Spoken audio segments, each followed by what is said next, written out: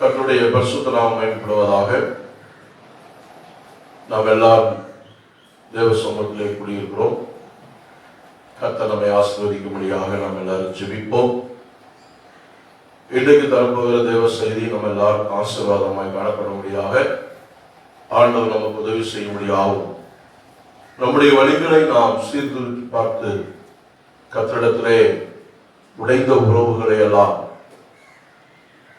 நம்முடைய வாழ்க்கையின் ஒவ்வொரு பகுதிகளையும் முறிந்து போன நிலைகள் எல்லாவற்றையும் சரி பண்ணிக் கொள்ள கர்த்தர் நமக்கு உதவி செய்வாராக. இந்த செய்தியின் மூலமாய் கர்த்தர் நம்மை ஆசீர்வதிப்பாராக. எல்லாரும் ஜெபிப்போம். அன்பான பிதாவே, கிருபையில் ஆண்டவரே, இரக்கமுள்ள தேவனை ஸ்தோத்திரிக்கிறோம். கடந்த வாரமெல்லாம் எங்களை கண்மணி போல பாதுகாத்ததுக்காக ஸ்தோத்திரம். ஆண்டவரே, இந்த வாரத்தை காண செய்ததற்காக ஸ்தோத்திரம். எங்களுக்கு முன்னே இருக்கிறதான சகல விதமான போராட்டங்களுக்கும் சோதனைகளுக்கு நாங்கள் தப்பி ஆண்டவரே மனுஷகுமாரனுக்கு முன்புதான் நிற்கிறதுக்கு பாத்திரவான்களாக எண்ணப்படும் பொருட்டு எங்களை நீர் உருவாக்கி கொண்டிருக்கிறபடி நான் ஸ்தோத்திரம். இந்த செய்தியை கர்த்தர் ஆசீர்வதிப்பீராக. ஆண்டவரே, உடைய பிள்ளைகள் யாவருக்கு சேசுகள் தெரிந்தவர்களாக நிறுத்தும்படியாக ஆண்டவரே, உடைய ஜனங்களை நீர் உருவாக்கி வழிநடத்தும்படியாக ஜெபிக்கிறோம். இந்த செய்தி மூலமாய் நாங்கள் ஆசீர்வதிக்கப்பட யோசனைகளை யார் யாரெல்லாம் கேட்கிறார்களோ அவர்களெல்லாம் ஆசீர்வதிக்கப்படும்படியாக ஆண்டவரா தேவன் உதவி செய்வீராக. ஆசீர்வதிங்க.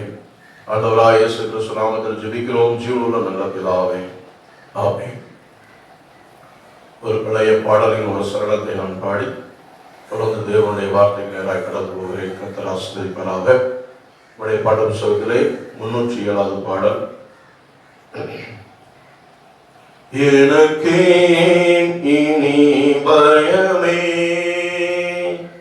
எந்த நேசம் துணையே, என் துன்ப நேரத்திலே இயேசுவே என்னோடு இருப்பார். என் துன்ப நேரத்திலே இயேசுவே என்னோடு இருப்பார். எனக்கேன் இனி பயமே, உண்மையா என்னையும் நேசித்தார், உள்ளங்கையில் என்னை வரைந்தார். உண்மையா என்னையும் நேசித்தார், உள்ளங்கையில் என்னை வரைந்தார். அவர் அறியாதொன்றும் வந்ததில்லை, அவரை சார்ந்து கொண்டேன். அவர் அறியாதொன்றும் வந்ததில்லை, அவரை சார்ந்து கொண்டேன். எனக்கேன் இனி பயமே, கர்த்தரோடு இசைந்து நடந்தேன், கிருபை சமாதானம் ஈந்தார். கர்த்தரோடு இசைந்து நடந்தேன், கிருபை சமாதானம் ஈந்தார். விசுவாசத்தால் நானும் பிழைத்ததால் விரும்பி என்னை அழைத்தார். விசுவாசத்தால் நானும் பிழைத்ததால் விரும்பி என்னை அழைத்தார். எனக்கேன் இனி பயமே, எந்த நேசு என் துணையே, என் துன்ப நேரத்திலே இயேசுவே என்னோடு இருப்பார். என் துன்ப நேரத்திலே இயேசுவே என்னோடு இருப்பார். எனக்கேன் இனி பயமே. நம்முடைய துன்பங்கள் நேரங்களிலும் இன்ப துன்ப எல்லா நேரங்களிலும் நம்முடைய ஆண்டவர் இயேசு கிறிஸ்து நம்மோடு கூட இருக்கிறார். நாளை உலகத்தின் முடிவு அறிந்தும் சகல நாட்களில் உங்களோடு கூட இருப்பேன் என்று சொன்ன நம்முடைய ஆண்டவர் நம்மோடு கூட இருந்து இம்மட்டும் வழி நடத்துகிறவர் தொடர்ந்து நம்மை வழி நடத்துவாராக. கர்த்தருடைய கர்த்தருடைய பரிசுத்த நாமம் மைப்படுவதாக. வல்லாத தேவனுக்கு நான் நன்றி செலுத்துகிறேன். இரண்டாவதாக நம்முடைய அடுக்குக்காரர்களுக்காக, ஆவிக்குரிய தகப்பன்மார்களுக்காக நன்றி செலுத்துகிறேன். மூன்றாவதாக ஜெபிக்கிற, கொடுக்கிற, ஜெபத்திலே உபவாசத்திலே தாங்குகிற தேவ பிள்ளைகளுக்காக நன்றி செலுத்துகிறேன். கர்த்தர் நம்மை ஆசீர்வதிப்பாராக. இன்றைய தியானத்திற்காக நாம் எடுத்துக்கொண்ட வேத பகுதி, கர்த்தர் நமக்கு தந்த வசனம் எசாயாவின் புஸ்தகம் 30ஆம் அதிகாரம் 26வது வசனத்தை ஆண்டவர் நமக்கு தியானத்துக்கு தந்திருக்கிறார். நாம் இந்த வசனத்தின் உள்கருத்துக்களை, இதுக்குள்ள இருக்கிறதான ஜீவனை நாம் பெற்றுக்கொண்டு நம்முடைய ஆவி ஆத்துமால பலனடைய கர்த்தர் நமக்கு உதவி செய்வாராக. எசாயா 30:26 சொல்லப்பட்டிருக்கிறபடி, கர்த்தர் தமது ஜனத்தின் முறிவை கட்டி அதன் அடிக்காயத்தை குணமாக்கும் நாளிலே சூரியனுடைய வெளிச்சமும் சந்திரனுடைய வெளிச்சத்தை போலவும், சூரியனுடைய வெளிச்சம் ஏழத்தனையாய் 7 பகலின் வெளிச்சத்தை போலவும் இருக்கும் என்கிற வசனத்தை நமக்கு தியானமாக கற்றுத் தந்திருக்கிறார். இதிலே அநேக விஷயங்கள் சொல்லப்பட்டிருக்கிறது. நமக்கு இருக்கிற நேரங்களிலே நாம் ஆவியானுடைய ஒத்தாசையோடு, உதவியோடு இந்த வசனங்களை தியானித்து நிறைவு செய்ய கர்த்தர் நமக்கு உதவி செய்வாராக. இதில் முதல் பகுதி, கர்த்தர் தமது ஜனத்தின் முறிவை கட்டி. இரண்டாவது பகுதியாக, அதன் அடிக்காயத்தை குணமாக்கும் நாளிலே. மூன்றாவதாக, சந்திரனுடைய வெளிச்சம் சூரியனுடைய வெளிச்சத்தை போலவும். நான்காவதாக, சூரியனுடைய வெளிச்சம் ஏழத்தனையாய் 7 பகலின் வெளிச்சத்தை போலவும் இருக்கும் என்று சொல்லுகிறார். 4 பகுதிகளாக இந்த வசனத்தை நாம் பிரிக்கலாம்.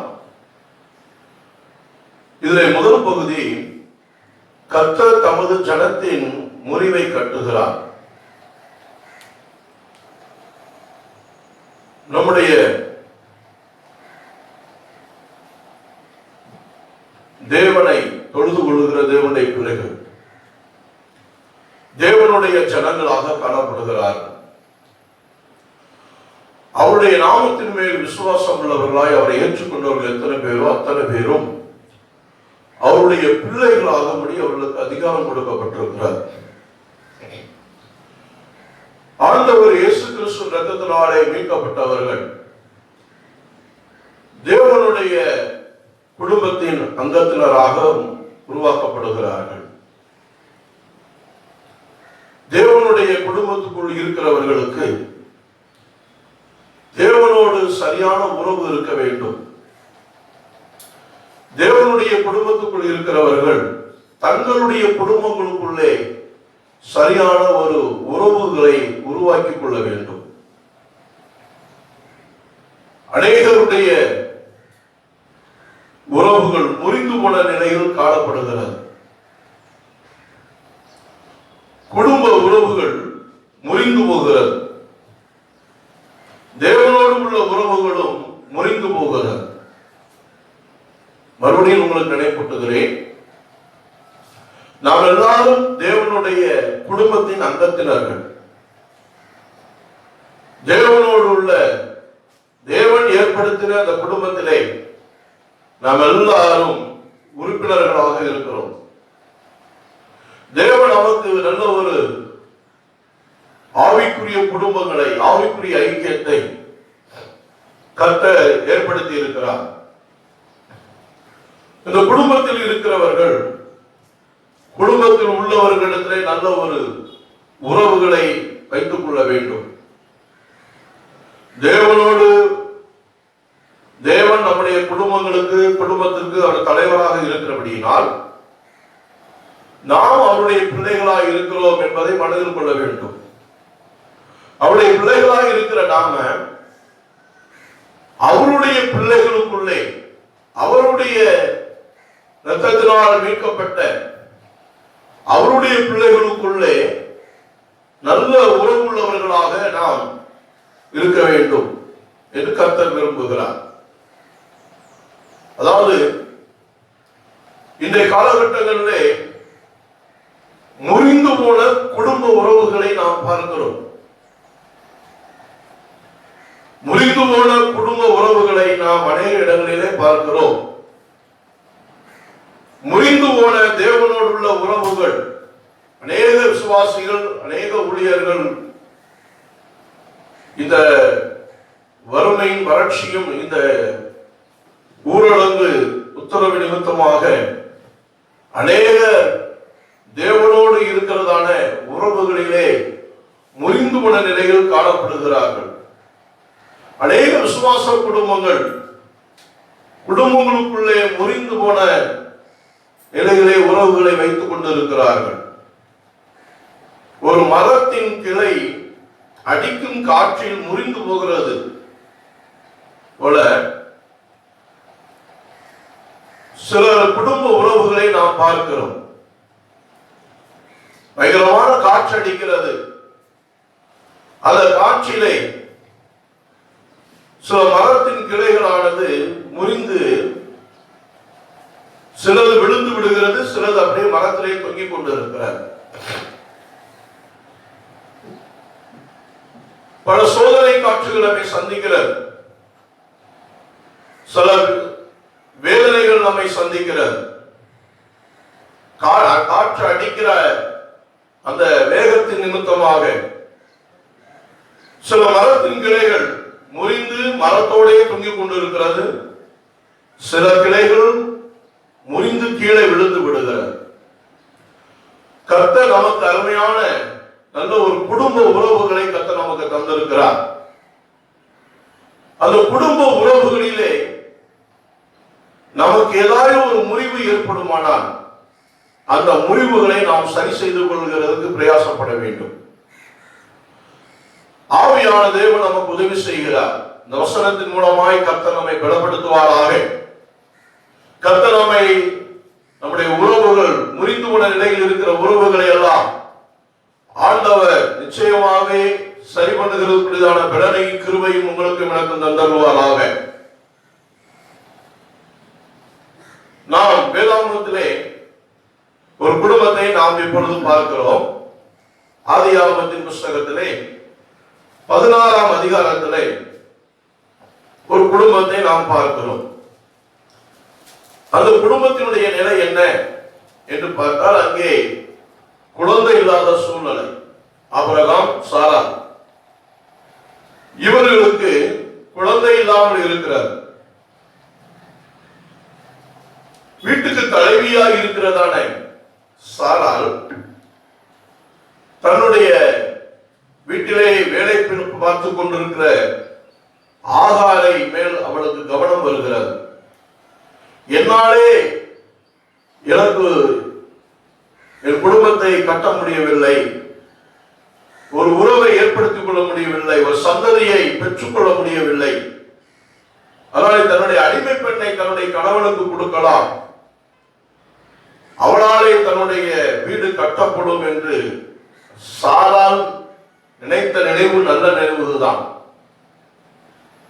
சாராளுடைய இருதயத்தின் பெருந்தன்மையை நாம் பார்க்க வேண்டும்.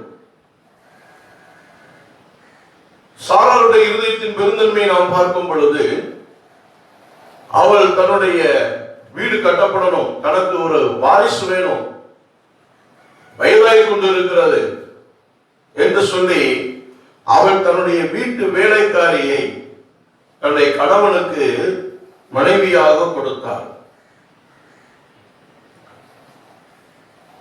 அவள் கர்ப்பவதியான பொழுது தன் நாச்சியாரை அவள் அற்பமா எண்ணினாள். இங்கதான் பிரச்சனை ஆரம்பமாகுது. ஏன் சாராளுடைய ஆவி முறிகிறது? சாராளுடைய ஆவி முறிகிறதுக்கு காரணம் என்ன? தன்னுடைய நாச்சியாரை, தன்னுடைய முதலாளி அம்மாவை தான் கர்ப்பவதியானபடியினாலே அவள் அற்பமாக எண்ணினபடியினாலே சாராள் ஆபிரகாமை நோக்கி சொல்லுகிறார், எனக்கு நேரிட்ட அநியாயம் உமது மேல் சுமரும் என்று சொல்லுகிறார்.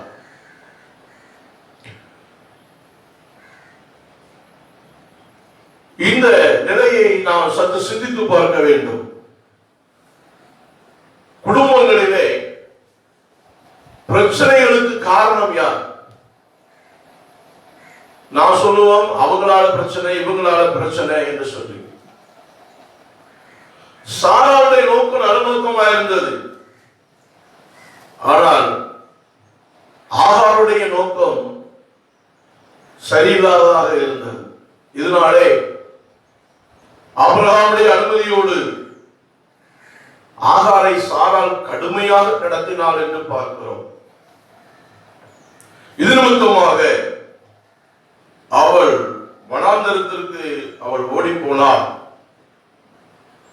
என்று அந்த 16ஆம் அதிகாரத்திலே நாம் வாசிக்கிறோம். பிரியமான சகோதர சகோதரியே, நம்முடைய வாழ்க்கையிலே அநேக நேரங்களே, நம்முடைய குடும்ப வாழ்க்கையிலே அநேக நேரங்களிலே நமக்கு மன முறிவு உண்டாகிறது. வேதவசனம் சொல்லுகிறது, நீதிமொழிகள் 15ஆம் அதிகாரம் 3வது வசனத்திலே,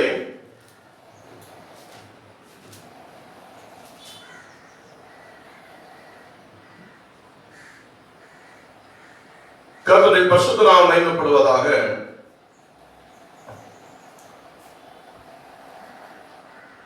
4வது வசனத்திலே, ஆரோக்கியமான நாவு ஜீவ விருட்சம், நாவின் மாறுபாடோ ஆவியை நொறுக்கும் என்று சொல்லுகிறார்.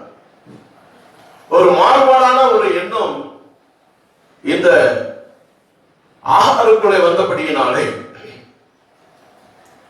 மாறுபாடான சிந்தை இந்த ஆகாருக்குள்ளே வந்தபடியினாலே சாராளுடைய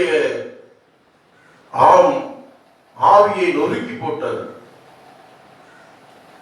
இதுபோல நம்முடைய குடும்பத்திலே பலர் பலவிதமான மாறுபாடான எண்ணங்கள், மாறுபாடான சிந்தைகள் உள்ளவர்களாக, நம்முடைய ஆவிக்குரிய ஐக்கியத்திலே மாறுபாடான சிந்தை, மாறுபாடான எண்ணங்கள் உள்ளவர்களோடு நாம் சேர்ந்து இசைந்து வாழும் பொழுது நம்முடைய ஆவியை நொறுக்கிற வார்த்தைகள் வருகிறது. சாராளை ஆகார் அற்பமாய் எண்ணினது போல நம்மையும் அற்பமாய் எண்ணும் பொழுது நம்முடைய ஆவி அப்படியே நொறுங்கி விடுகிறது. கர்த்தருடைய பரிசுத்த நாமம் மகிமைப்படுவதாக. நீதிமொழிகள் புத்தகத்திலே 17ஆம் அதிகாரம் 22வது வசனம் சொல்லுகிறது, மனமகிழ்ச்சி நல்ல ஔஷதம், முறிந்த ஆவியோ எலும்புகளை உலரப்படும் என்று சொல்லுகிறார். ஆவி முறிந்து விட்டால் எலும்புகளை உலர பண்ணி விடுகிறது.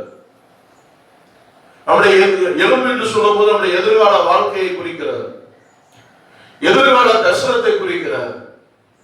எதிர்காலத்திலே நாம் போட்டிருக்கிற பிளான்கள், நாம் செயல்பட திட்டமிட்டிருக்கிற திட்டங்களை குறிக்கிறது. சாராளுடைய பிளான் எல்லாம் உடைக்கப்பட்டது, நொறுக்கப்பட்டுச்சு. ஆகாரை அவள் கையிலே கொடுக்கும் பொழுது சாராளுக்கு ஒரு பிளான் இருந்திருக்கும், ஒரு திட்டம் இருந்திருக்கும். ஒரு ஆலயம் குடும்பம் கட்டப்படும் என்று நல்ல நோக்கத்தோடு தான் கொடுத்தார். ஆனால் அவள் தன்னுடைய நாச்சியாரை இருதயத்திலே அற்பமாய் எண்ணினபடியினாலே அவளை கடுமையாக நடத்த வேண்டிய சூழ்நிலைக்கு ஆகாரினாலே சாராள் தள்ளப்பட்டார். இதுபோல சிலருடைய வாழ்க்கையிலே சிலர் எப்பவுமே நல்லவங்களா தான் இருப்பாங்க. ஆனா சிலருடைய செயல்பாடுகள் நிமித்தமாக சிலர் அந்த சூழ்நிலைகளுக்கு தள்ளப்படுகிறார்கள். அது நிமித்தமாக ஒருவருடைய வார்த்தைகள் இன்னொருவரை வேதனைப்படுத்துகிறது, ஒருவருடைய வார்த்தைகள் இன்னொருவரை வேதனைப்படுத்துகிறது, துக்கப்படுத்துகிறது, பாரப்படுத்துகிறது, கவலைக்குள்ளே கொண்டு போகிறது. அவங்களுடைய எதிர்காலத்தை குறித்துதான் அவங்க வச்சிருக்கிறதான திட்டங்கள், பிளான்கள், தீர்மானங்கள், அவங்க போட்டிருக்கிறதான பலவிதமான காரியங்கள் எல்லாமே நொறுங்கி போய் விடுகிறது. மனமகிழ்ச்சி நல்ல ஔஷதம், முறிந்த ஆவியோ எலும்புகளை உணர பண்ணும். உன் எதிர்கால வாழ்க்கையை, எதிர்காலத்தில் நீ செய்ய வேண்டியதான காரியங்களை, தேவனுடைய திட்டங்களை செய்ய விடாதபடி கூட இருக்கிற ஆகாரங்களை போல சிலருடைய செயல்பாடுகள், சிலருடைய வார்த்தைகள் உனக்கு நேராக வந்தாலும் நீ நிமிர்ந்து நிற்கிறவனாக காணப்பட வேண்டும் என்று கர்த்தர் விரும்புகிறார். 18வது நீதிமொழிகள் 18ஆம் அதிகாரம் 14ஆம் வசனம் சொல்லுகிறது, மனுஷனுடைய ஆவி அவன் பலவீனத்தை தாங்கும், முறிந்த ஆவி யாரால் தாங்கக்கூடும்? ஒவ்வொருத்தருடைய குடும்பத்திலும் ஒவ்வொருத்தரும் பலமுள்ளவர்களும் இருக்கிறார்கள், பலவீனம் உள்ளவர்களும் காணப்படுகிறார்கள். கணவன் பலமுள்ளவராயிருப்பார், மனைவி பலவீனம் உள்ளவராயிருப்பார். மனைவி பலமுள்ளவராயிருப்பார், கணவன் பலவீனம் உள்ளவராயிருப்பார்கள்.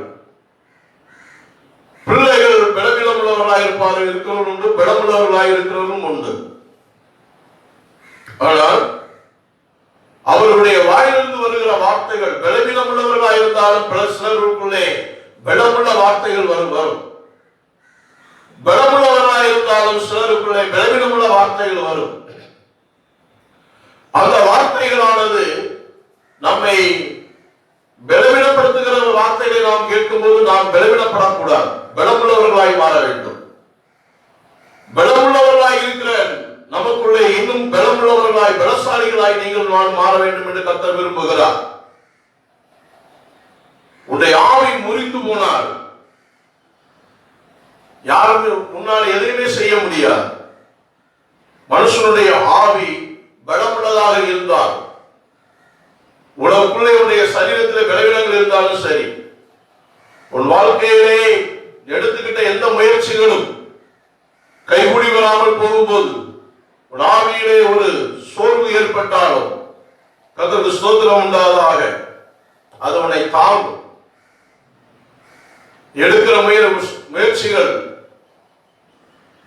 உன்னுடைய ஆவி ஸ்ட்ராங்கா இருந்து சொன்னா, தொடர்ந்து நீ தோல்விகளை சந்தித்தால், நஷ்டங்களை சந்தித்தால், வேதனை வருத்தங்களை சந்தித்தால், உன் ஆவி பலமுள்ளதாக இருக்குமானால் எல்லா பலவீனங்களையும் தாங்கும், எல்லா நஷ்டத்தையும் தாங்கும், எல்லா பிரச்சனைகளையும் தாங்கும். ஆனால் ஆவி முறிந்து விட்டால் யாரால் தாங்கக்கூடும் என்று கேட்கிறார் சாலமோன் ஞானி. அதனாலே குடும்ப உறவுகளிலே காணப்படுகிற முறிவுகளை கர்த்தர் கட்டுகிறதற்கு இந்த வேளையிலே இந்த தேவ ஆலோசனைகளை உங்களுக்கு தருகிறார். நீங்கள் உங்களை தேவனிடத்திலே ஒப்பு கொடுக்கும் பொழுது ஆண்டவர் உங்களுடைய குடும்பத்தில் காணப்படுகிறதான உறவுகளை எல்லாம், முறிந்து போன உறவுகளை கட்டி உங்களை பலப்படுத்துகிற வேலையை செய்கிறதற்கு பரிசுத்த ஆவியானுடைய கரங்களில் உங்களை ஒப்புக் கொடுப்போம். கர்த்தருடைய பரிசுத்த நாமம் மகிமைப்படுவதாக. ஆனால் அந்த ஆகாரையும் தேவன் கைவிடவில்லை என்பதை நீங்கள் புரிந்து கொள்ள வேண்டும். சாராள் பக்கம் நியாயம் இருந்தாலும், ஆகார் சாராளை விட்டு ஓடி போனார். கர்த்தருடைய தூதன் வனாந்தரத்திலே அந்த ஆகாரை சந்தித்தார் என்று சொல்லி நாம் அடுத்தடுத்துள்ள வசனங்களிலே வாசிக்கிறோம். ஆகவே அவள் கர்த்தருடைய தூதன் ஆகாரை பார்த்து கேட்கிறார். 8வது வசனத்திலே, சாராயின் அடிமை பெண்ணாகி ஆகாரே, எங்கிருந்து வருகிறாய், எங்கே போகிறாய் என்று கேட்டார். அவள், நான் என் நாச்சியாராகிய சாராயை விட்டு ஓடி போகிறேன் என்றார். அப்பொழுது கர்த்தருடைய தூதனானவர், நீ உன் நாச்சியார் அன்றைக்கு திரும்பி போய் அவள் கையின் கீழ் அடங்கியிரு என்று சொல்லுகிறார். நம்முடைய தேவன் நல்லவர். உனக்கு விரோதமாக எழுப்புகிற எந்த ஆயுதமும் வாய்க்காதே போகும் என்று சொன்ன கர்த்தர், உனக்கு விரோதமாக எழுப்புகிற எல்லா சக்திகளையும் உனக்கு கீழே கொண்டு வர முடியாது. பிரயாசப்பட்டு கொண்டிருக்கிற தேவனுடைய ஆவியானவர் அவர் உனக்கு விரோதமாய் எழும்புகிற மனுஷர்களா இருந்தாலும் சரி, உனக்கு விரோதமாய் எழும்புகிற ஆவிகளா இருந்தாலும் சரி, அவைகளை உனக்கு கீழே அடங்கி இருக்கும்படியாய் செய்யக்கூடிய தேவன் நீனும் நானும் ஆராதிக்கிற தேவன். கர்த்தருடைய பரிசுத்த நாமம் மகிமைப்படுவதாக. அந்த ஆகாருக்கும் ஒரு வாழ்க்கையை ஏற்படுத்துகிறதற்காக அவள் மேலும் இரக்கம் கொண்டு தேவன் தம்முடைய தூதனை அனுப்பி அவளையும் பலப்படுத்துகிறார். நீ போய் உன் ஆட்சியார் அன்றைக்கு அடங்கி இரு என்று சொன்னது போல உனக்கு விரோதமாய் எழும்புகிறவர்களை கர்த்தர் உனக்கு கீழே அடங்கி இருக்க பண்ணுவார். உனக்கு விரோதமாய் எழும்புகிறவர்களை கர்த்தர் உனக்கு கீழே அடங்கி இருக்கும்படியாய் பண்ணுவார். அதனாலே மன முறிவோடு சோர்ந்த நிலையிலே, பலவீனப்பட்ட நிலையிலே, சங்கடப்பட்ட நிலையிலே நீ காணப்பட்டால் இந்த செய்தியின் மூலமாய் கர்த்தருடைய ஆவியானவரை பலப்படுத்துவாராக. உறவுகள், குடும்ப உறவுகளுக்குள்ளே காணப்படுகிறதான முறிவுகளை எல்லாம் தேவனுடைய ஆவியானவர் சரி பண்ணுவாராக. உங்களையும் என்னையும் கர்த்தருடைய சமூகத்தில் ஒப்புக்கொடுவது கர்த்தர் நமக்கு உதவி செய்வார். பிரியமான தேவனுடைய பிள்ளையே, இன்றைக்கு அநேக குடும்பங்கள் முறிந்து போன நிலையில் காணப்படுகிறது. மறுபடியும் வலியுறுத்தி சொல்லுகிறேன். திருமணமான சில நாட்களிலே, சில மாதங்களிலேயே, சில வருஷங்களிலேயே சிலருடைய மனம் முறிந்து போகிறது, மன வாழ்க்கை முறிந்து போகிறது, சிலருடைய குடும்ப வாழ்க்கை முறிந்து போகிறது. சில பிள்ளைகள் தகப்பனோடு தாயோடு இருக்கிறதான அந்த உறவை முறித்துக் கொள்ளுகிறார்கள். சிலருக்கு பணம் வந்தவுடனே, பொருளாதாரத்திலே ஒரு முன்னேற்றம் வந்தவுடனே, வசதி வாய்ப்பு வந்தவுடனே குடும்பங்களிலே ஒரு இருக்கிற உறவை முறித்துக் கொள்கிறார்கள். உண்மையாய் ரட்சிக்கப்பட்டிருப்போமானால், உண்மையாய் தேவனுடைய சத்தியத்திற்கு வசனத்திற்கு கீழ்ப்படிந்து உண்மையான ஒரு ரட்சிப்பின் அனுபவத்தை பெற்றிருப்போமானால், தொடர்ந்து நம்முடைய ரட்சிப்பை பாதுகாத்துக் கொள்வதற்கு நாம் பிரயாசப்படுவோமானால், எந்த நிலையில் நாம் இருந்தாலும் வந்த நிலையை மறக்காதபடி கர்த்தருக்கு உண்மையாக தேவன் நம்முடைய குடும்பத்தில் ஏற்படுத்தி இருக்கிறதான தகப்பனுக்கும் தாய்க்கும், கணவன் மனைவிக்கும், மனைவி கணவனுக்கும், பிள்ளைகள் குடும்பத்தில் இருக்கிற தன்னுடைய தாய் தகப்பனுக்கும் உண்மையாய் ஸ்தோத்திரம் இருந்து, உண்மையுள்ளவர்களாக இருந்து கீழ்ப்படிந்து இந்த குடும்ப உறவை பாதுகாத்துக் கொள்வார்கள். உண்மையான ரட்சிப்பின் அனுபவத்தை பெற்றவர்கள். கர்த்தருடைய பரிசுத்த நாமம் மகிமைப்படுவதாக. சாராள் அவள் தன்னுடைய அடிமைப்பின் விஷயத்தில் நினைத்த காரியம் சரிதான். ஆனாலும் ஆகார் அவளுக்கு கீழ்ப்படியாமல் போனதினாலே கர்த்தருக்கு ஸ்தோத்திரம் உண்டாவதாக. அவள் சாராள் ஆகாரை கடுமையாக நடத்த வேண்டிய சூழ்நிலை உண்டானது. இதுபோல சில உறவுகள் சிலர் மூலமாய் பிரிவுகள் ஏற்படலாம். ஆனால் பாதிப்பு என்னால், அவர்களால் தான் பாதிப்பு என்று நீங்கள் நினைத்தால், நான் என்ன செய்தேன் என்பதை நீங்கள் சிந்தித்து பார்த்து கர்த்தருக்கு ஸ்தோத்திரம் உண்டாவதாக. யாரை நீங்கள் உங்கள் மனதிலே விசனப்படுத்திக் கொண்டிருக்கிறீர்களோ, யாருக்காக வேதனைப்பட்டுக் கொண்டிருக்கிறீர்களோ, அவர்கள் செய்த விஷயங்களையும் நீங்கள் செய்த விஷயத்தையும் ஒன்றாய் உட்கார்ந்து யோசித்து பாருங்கள். அப்பொழுது யார் மேல் தவறு இருக்கும் என்பதை புரிந்து கொள்ளலாம். கர்த்தருடைய பரிசுத்த நாமம் மகிமைப்படுவதாக. இரண்டாவதாக நாம் பார்க்கிறோம், தேவனோடு உள்ள உறவை சிலர் முறித்து போடுகிறார்கள். ஒரு மனிதனுக்கு அவன் டூ வீலர்ல போகும் பொழுதோ இல்லை கார்ல போகும் பொழுதோ ஏதோ ஒரு சூழ்நிலையிலே அவனுக்கு விபத்து ஏற்படுகிறது என்று வைத்துக் கொள்கிறோம். இந்த விபத்திலே, ஆக்சிடென்ட்லே கையிலேயோ காலிலேயோ முறிவு ஏற்பட்டு விடுகிறது. சிலருக்கு ஏற்படுகிற முறிவு கையிலே காலில் முறிவு ஏற்பட்டாலும் சிலருக்கு அது வெளியே தெரியும், சிலருக்கு வெளியே தெரியாதபடி உள்ளேயே இருக்கும். சிலருடைய முறிவுகள் முறிவுகள் வெளியே தெரிகிறது, சிலருடைய முறிவுகள் உள்ளே இருக்கு. கையில் அடிபட்டு சொன்னா கைகளுக்குள்ளேயே சில எலும்புகள் முறிஞ்சு அப்படியே உள்ளுக்குள்ளே இருக்கும். காலில் அடிபட்டு சொன்னா கால் எலும்புகள் முறிந்து உள்ளே இருக்கும், சிலது வெளியே தெரியும். கர்த்தருடைய பரிசுத்த நாமம் மகிமைப்படுவதாக. அதற்குரியதான வைத்தியமார்கிட்ட போகும்போது அவர்கள் அதற்குரியதான சிகிச்சைகளை கொடுத்து, ட்ரீட்மெண்ட்களை கொடுத்து அவர்கள் சரி பண்ணுகிறார்கள். இதுபோல நம்முடைய தேவனிடத்தில் இருக்கிறதான உறவுகளை பற்றி நாம் கொஞ்சம் ஆராய்ந்து பார்க்க வேண்டிய நிலையிலே நாம் காணப்படுகிறோம். குடும்ப உறவுகளில் இருக்கிற முறிவுகளையும் ஆராய்ந்து பாருங்கள். யார் மேல் தவறு இருக்கிறது என்பதை புரிந்து கொள்ளுங்கள். கடுமையாய் நடத்துகிறவர்களை நீங்கள் சாட வேண்டாம். கடுமையாய் பேசுகிறவர்கள் மேல் நீங்கள் வருத்தப்பட வேண்டாம். கடுமையாய் உங்களை நடத்துகிறவர்கள் மேல் நீங்கள் சோதரம் மன முறிவு அடைய வேண்டாம். ஏனென்றால் நம்மிடத்திலே என்ன விஷயம், நம்மிடத்தில் உள்ள குறைவுகள் என்ன, ஏன் அவர்களை தேவன் கடுமையான ஒரு நிலைக்கு அவர் நம்ம விஷயத்தில் அவங்க ஏன் கடுமையா முடிவெடுக்க வேண்டும்? எல்லாரையும் சிநேகிக்கிறவங்க நம்மளையே சிநேகிக்க மாட்டேங்கிறாங்க, நம்ம மேல ஏன் அன்பு செலுத்த மாட்டேங்கிறாங்க? நாம என்ன செய்தோம்? கர்த்தர் ஏன் இப்படிப்பட்டதான ஒரு இருதயத்தை, ஒரு மனநிலைமையை அவர்களுக்கு ஏன் தேவன் கொடுத்தார்? நம்மிடத்தில் இருக்கிறதான பெருமையோ, மேட்டின்மையோ, கீழ்ப்படியாமையோ,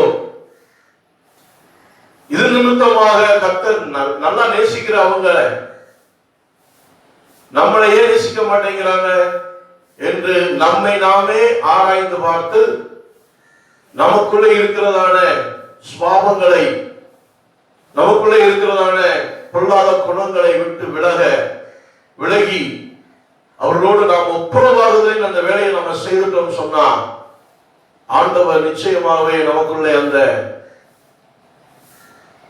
உடைந்த முறிந்து போன அந்த உறவை சரி பண்ணுகிறதுக்கு கர்த்தர் நமக்கு உதவி செய்வார். தேவனோடு உள்ள உறவிலே வெளியரங்கமாய் ஏற்பட்டிருக்கிற பகுதிகள் என்ன, உள்ளரங்கமாய் ஏற்பட்டிருக்கிற பகுதிகள் என்ன, எந்தெந்த பகுதியிலே முறிவு ஏற்பட்டிருக்கிறது? நான் முன்னே சொன்னது போல விபத்து நிமித்தமாக கால்கள் முறியும் பொழுது உள்ளேயும் அடி ஏற்படுகிறது. சில எலும்புகள் முறிந்து உள்ளே இருக்கும், சில எலும்புகள் முறிந்து வெளியே இருக்கும். வெளியே தெரியாத சில முறிவுகளை நாம் மனசுக்குள்ளே வச்சுட்டு இருக்கோம், வாழ்க்கைக்குள்ள வச்சுட்டு இருக்கோம். ஆனா வெளியரங்கமாய் சில முறிவுகள் தெரிகிறது. வெளியரங்கமான பாடல் ஆராதனை இருக்கும், ஜெபம் இருக்கும், உபவாசம் இருக்கும், துதி ஸ்தோத்திர பலிகள் இருக்கும், கர்த்தருக்கு பயப்படுகிற பயங்கள்லாம் இருக்கலாம். ஆனால் உங்களுக்கும் எனக்கும் உள்ளரங்கமாக தேவனோடு உள்ள உறவு சரியா இருக்கிறதா, அதிலே முறிவு ஏற்பட்டிருக்கிறதா என்பதை கவனியுங்கள். உள்ளரங்கமாய் உள்ளுக்குள்ளே அந்தரங்கத்திலே உன் ஆவி தேவனோடு உள்ள உறவிலே சரியா இருக்கா, இல்லை அதிலே முறிவு ஏற்பட்டிருக்கிறதா என்பதை கவனிக்கக்கூடிய பார்வை உணர்க்கம் எனக்கு இருக்க வேண்டும். அதை கண்டுபிடிக்கக்கூடியதான பார்வை உள்ளவர்களாக நீங்கள் நான் மாற வேண்டும். ஏன் தொடர்ந்து நாம் அடிக்கப்பட வேண்டும்? தொடர்ந்து ஏன் நாம் வேதனைப்பட வேண்டும்? கர்த்தருடைய பரிசுத்த நாமம் மகிமைப்படுவதாக. ஏசாயாவின் புத்தகத்திலே 1ஆம் அதிகாரத்திலே 4வது வசனம் சொல்லுகிறது, மாடு தன் எஜமானையும் கழுதை தன் ஆண்டவனின் முன்னணையும் அறியும், இஸ்ரவேலோ அறிவில்லாமலும் என் ஜனம் உணர்வில்லாமல் இருக்கிறது என்று சொல்லுகிறார். தேவனை அறிகிற அறிவு நமக்குள்ளே நாளுக்கு நாள் விருந்தடைய வேண்டும், வளர்ச்சி அடைய வேண்டும் என்று கர்த்தர் விரும்புகிறார். அப்ப தேவனோடு உள்ள உறவு சரியா இருந்தால் தான் தேவனை அறிகிற அறிவிலே வளர முடியும். அதற்கு உதாரணமாக மாடு தன் எஜமானை அறிகிறது, கழுதை தன் ஆண்டவனின் முன்னணையும் அறிகிறது. இஸ்ரவேல் ஜனங்களோ, மீட்கப்பட்ட ஜனங்களோ, தேவனுடைய பிள்ளையோ, இயேசு கிறிஸ்து இரத்தத்தினால் மீட்கப்பட்ட தேவனுடைய ஜனமோ தேவனை பற்றிய அறிவில்லாமலும் தேவனை பற்றிய உணர்வில்லாமல் வாழ்ந்து கொண்டிருக்கிறார். அதனாலே கீழே உள்ள வசனங்கள் 4வது வசனமும் 5வது வசனமும் இருந்து சில வசனங்களிலே நாம் பார்க்கிறோம், நீங்கள் இன்னும் நீங்கள் ஏன் அடிக்கப்பட வேண்டும்? அதிகமாய் விலகி போகிறீர்களே. தலையெல்லாம் வியாதியும் இதயமெல்லாம் பலட்சணமாய் இருக்கிறது. உள்ளங்கால் தொடங்கி உச்சந்தலை மட்டும் அதில் சுகமே இல்லை. அது காயமும் வீக்கமும் நொதிக்கிற ரணமும் உள்ளது. அது சீல் பிதுக்கப்படாமலும் கட்டப்படாமலும் எண்ணெயினால் ஆற்றப்படாமலும் இருக்கிறது என்று கர்த்தர் சொல்லுகிறார்.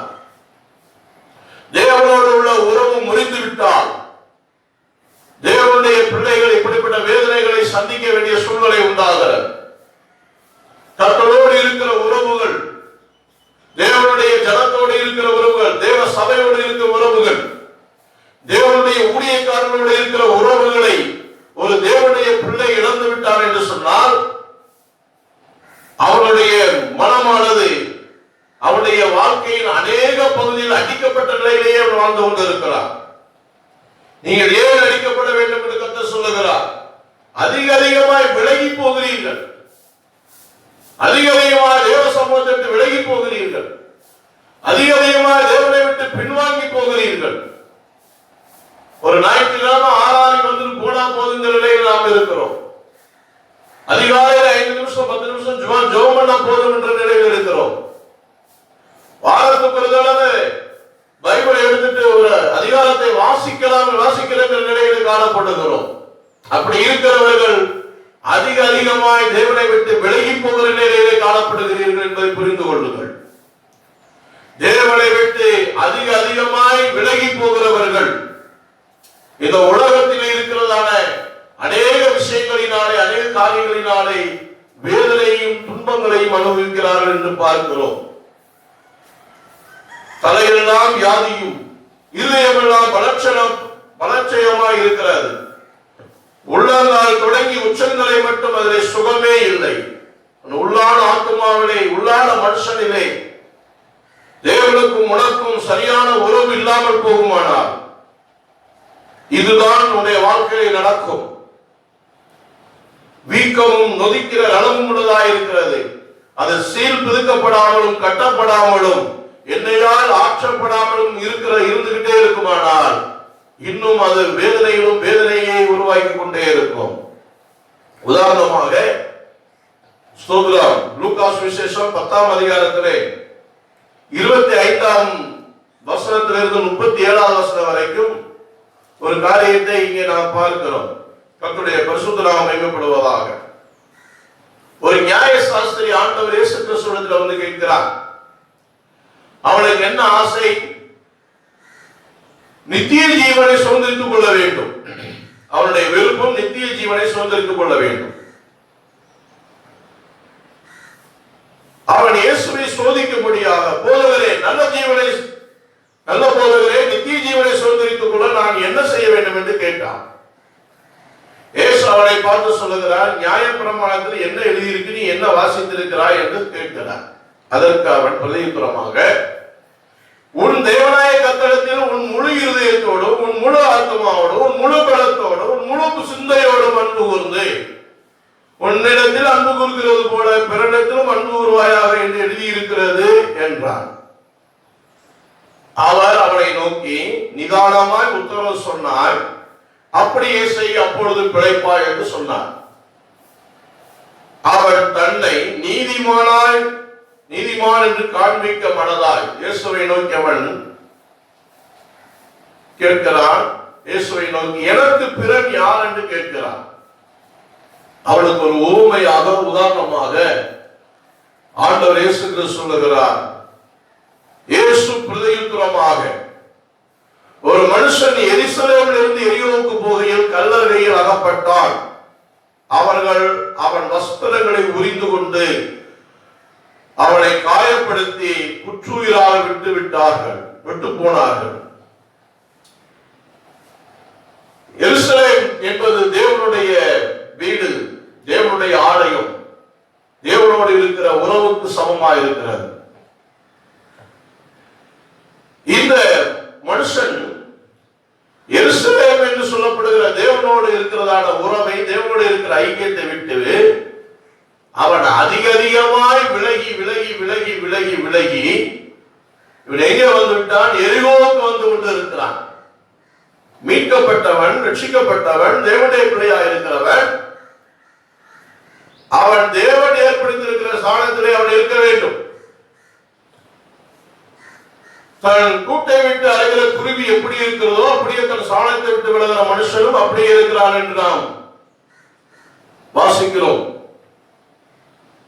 இவனுக்கு கொடுக்கப்பட்ட ஸ்தானம் என்ன? எருசலேமிலே இருக்க வேண்டும். எருசலேமிலே இருந்த தேவனோடு இருக்கிற உறவை ஒவ்வொரு நாளும் பலப்படுத்திக் கொள்ள வேண்டும். இவன் அந்த உறவை முறித்துக் கொண்டு திரும்ப சபிக்கப்பட்ட தேசமாகிய எரிகோவுக்கு அவன் கடந்து வருகிறான்.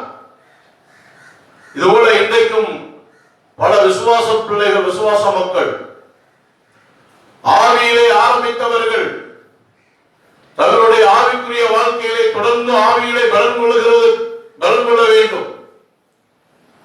ஆவியிலே ஆரம்பித்தவர்கள் மாம்சத்திலே உங்களுடைய வாழ்க்கை முடிந்து போகப்படுகிறது என்று அப்போஸ்தலனாகிய பவுல் கேட்கிறார். ஆவியிலே ஆரம்பித்தவர்கள் ஆவியிலேயே ஆரம்பித்து ஆவியிலேயே முடியப்பட வேண்டும். உங்களுடைய ஆவிக்குரிய வாழ்க்கை ஆவியிலே ஆரம்பித்தவர்கள் மாம்சத்தில் முடியப்படுகிறது என்ன? நீங்கள் இத்தனை புத்தியினரா என்று கேட்கிறார். தேவனுடைய ஜனமே, தேவனுடைய பிள்ளையே, ஆவியிலே நீ உன்னுடைய வாழ்க்கை ஆரம்பிக்கப்பட்டிருக்கிறது. ஆவியிலே ஆரம்பம் பண்ணின நீ ஆவியிலேயே நீ பலப்பட உன்னுடைய உள்ளான ஆத்துமா தேவனுடைய ஆவியிலே பலப்பட வேண்டும். தேவனுடைய ஆவியானவரால் நீ பலப்பட வேண்டும் என்று கர்த்தர் விரும்புகிறார். எருசலேம் என்பது தேவனுடைய ஆலயம், தேவனுடைய சபை, தேவனுடைய ஐக்கியம். இந்த ஐக்கியத்துக்குள்ளே நீ கடைசி வரைக்கும் இருக்க வேண்டும். அதை முறித்துக்கிட்டு போயிடக்கூடாது. பல சோதனை காட்சிகள் வரும், பல விபத்துகள் வரும், பல பிரச்சனைகள் வரும், பல போராட்டங்கள் உன்னை தேடி வரும். அடிக்கிற காத்து பயங்கரமாய் காற்றடிக்கும். பல விதமான காற்றுகளை பற்றி அப்போஸ்தலர் 27ஆம் அதிகாரத்திலே வாசிக்கிறோம். பல விதமான காற்றுகள் பல ரூபத்திலே அடித்தாலும் உன்னை பின்தொடர்ந்து உன்னை ஒன்றுமில்லாமல் போக செய்யக்கூடிய அளவிற்கு அந்த காரியங்கள், சோதனைகள் உன்னை சந்தித்தாலும் நீ பலமுள்ளவனாய் நிற்க வேண்டும் என்று கர்த்தர் விரும்புகிறார். பலசாலியாய் என்று கர்த்தர் சொல்லுகிறார். இருக்க வேண்டிய இடம் தேவனுடைய ஆலயம், தேவனுடைய சபை, தேவன் ஏற்படுத்தியிருக்கிற ஐக்கியம். அந்த ஐக்கியத்திற்கு நீ வெளியே வந்தால் உன்னுடைய வாழ்க்கையிலே இவன் சந்தித்தது போல நீனும் சந்திக்க வேண்டிய சூழ்நிலை உண்டாகும் என்று கர்த்தர் சொல்லுகிறார். அவன் இருக்க வேண்டிய இடத்தை விட்டு அவன் சபிக்கப்பட்ட இடத்திற்கு அவன் மறுபடியும் பாவம் நிறைந்த ஏரியாவுக்கு, துன்மார்க்கம் நிறைந்த அந்த வாழ்க்கையை மறுபடியும் தேடி வந்தபடியினாலே அவன் கல்லறையில் அகப்பட்டால் அவர்கள் அவன் வஸ்திரத்தை உரிந்து உண்டு அவனை காயப்படுத்தி குற்றுயிராக விட்டு போனார்கள். கல்லர் என்று சொன்னால் நம்ம எல்லாருக்கும் தெரியும், பிசாசு என்று நமக்கு தெரியும். தேவனுடைய ஐக்கியத்தை விட்டு ஒரு மனுஷன் வெளியே வந்து விட்டார் என்று சொன்னால், தேவனுடைய உறவை முறித்து விட்டு வந்து விட்டார், அடுத்து பிசாசு அவன் கையில சிக்கினா அவன் என்ன செய்வான்? திருடன் திருடவும் கொள்ளவும் அழிக்கவும் அன்றி வேறொன்றுக்கு வரான். நானோ ஜீவன் உண்டாக்குவது ஜீவன் பரிபூரணப்படுமானது என்று சொன்ன இயேசு கிறிஸ்துவுடைய வார்த்தையின்படி திருடனுடைய கல்லனுடைய கையில் அகப்பட்டவன் குற்றுயிரும் கொலையுருமாய் மாற்றப்பட்டான். கர்த்தருடைய பரிசுத்த நாமம் மகிமைப்படுவதாக. அவன் வஸ்திரங்களை உரிந்தான்.